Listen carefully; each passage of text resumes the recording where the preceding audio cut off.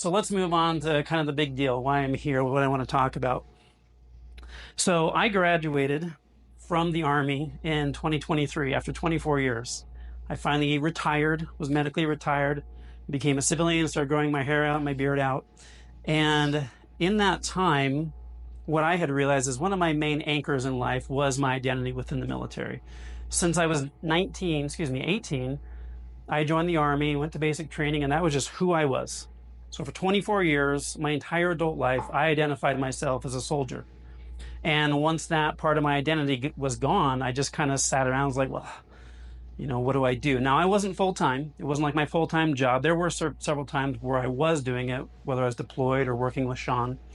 But generally speaking, it was one of those where like I'd put on my uniform one weekend a month. Everyone would notice on Monday that I had shaved. Like, oh, you had a drill weekend? Yeah, no beard this week. But it was just something that became a part of who I was. And as I transitioned back into being a retiree or just a regular civilian, like, well, what do I do now that I don't have this brotherhood? And my daughter had actually gotten into skateboarding a few years prior.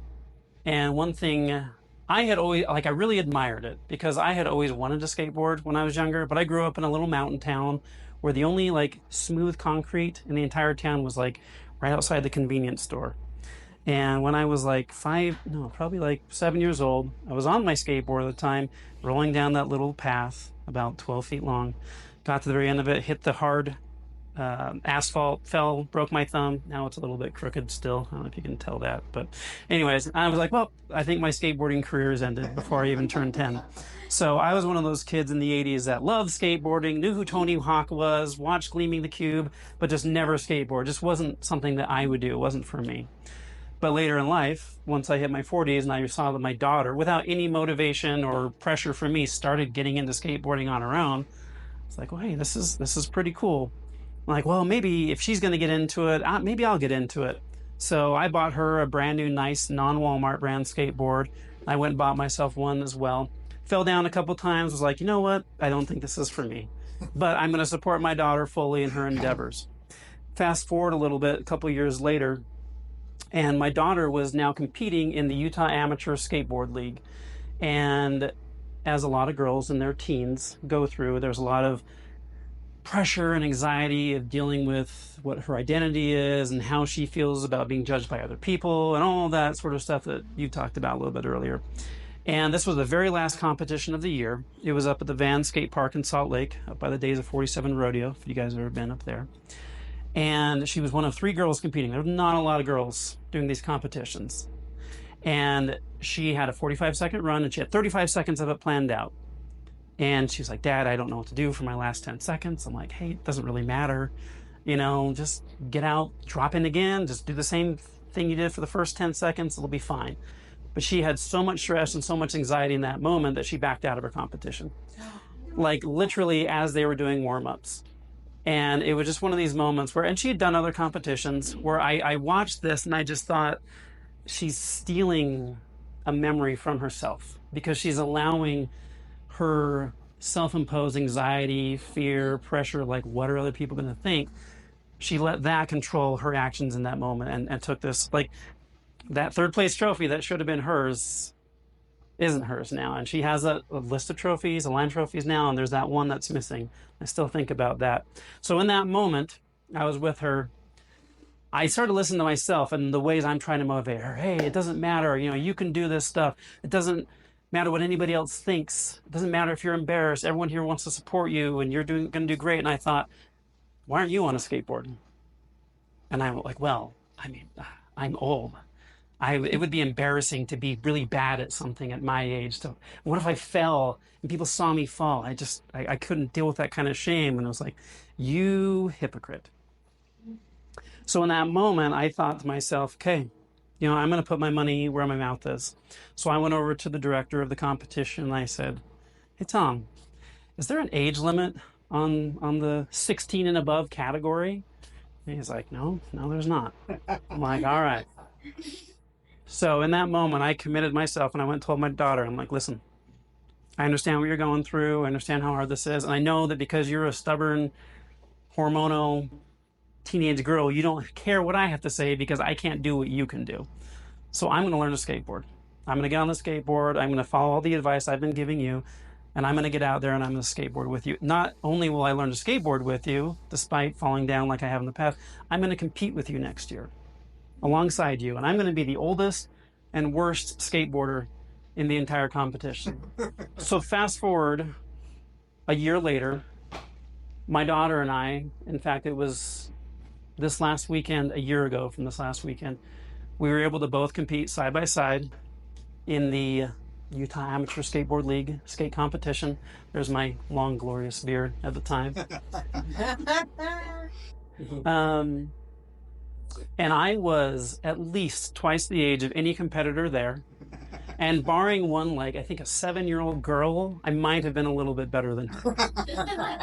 But beyond that, like, I was by far the worst person there. But hey, they had made 3 trophies for the 16 and above category, and I was the 3rd guy. So I got my little trophy. It was great.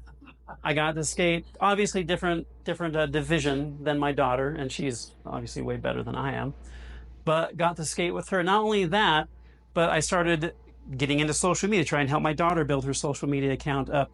And I had a few people that noticed me and actually invited me out to LA to come skateboard with the Powell Peralta skateboard team. And if you know anything about skateboarding, if you know who like Tony Hawk is, he was one of the original guys that was in this Powell Peralta team. So like a bunch of these people were pro skaters, legends in the industry, and then here's me over here. It's like, I like to stand on a skateboard. I don't belong here. And it just was one of these moments that was like one of the coolest experiences of my life. Not only that, but when I posted my video of my competition, Tony Hawk commented on it. I'm like, wow, I'm a 43-year-old man and I'm geeking out because Tony Hawk noticed me. So yes, ripping. And then probably one of the bigger surprises, a few months later, I was in another competition. A photographer took a photo of me, and I ended up in a skateboard magazine at 43 years old. So why am I telling you all this? Just talk about like, oh, wow, it's really cool that I skateboard. No. When I lost that identity through the military, one of the things I lost with it was the opportunity to teach and share about resilience principles and helping people overcome their preconceived notions of who they were and become a better version of, well, become a true version of themselves, or become even more than they ever were. I had long since decided that skateboarding was something I would just never do. Beyond that, when I left the military, I'm like, I love to teach. I love to share these resilience principles. How do I do this anymore? And as I started to post on social media and share my story, I began to have opportunities to teach and share things with other people. In fact, it's one of the reasons I'm standing here right now with you guys. I've had so many people reach out to me, especially over the last year. I went through a very difficult divorce, and I've been able to share some of that with the platform I created through skateboarding. I've had a lot of people, divorced fathers, mothers, even younger kids who have never been divorced or married or anything, but just dealing with mental health issues, have been able to reach out to me, and I've been able to help support them. And I wouldn't be in this position if I had gone back to where I was at 43 years old and just said, skateboarding isn't for me. I'm too old. My time has come and passed. I'm a disabled veteran. I have all these things wrong with me. This is for the kids.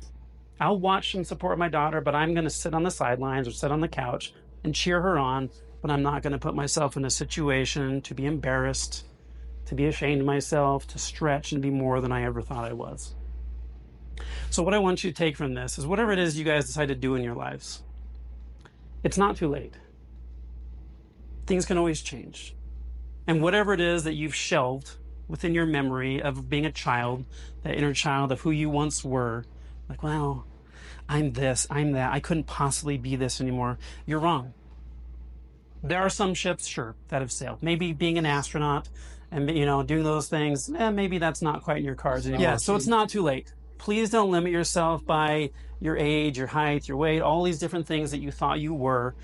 It's not too late. You can do the things you want in your life. Thank you.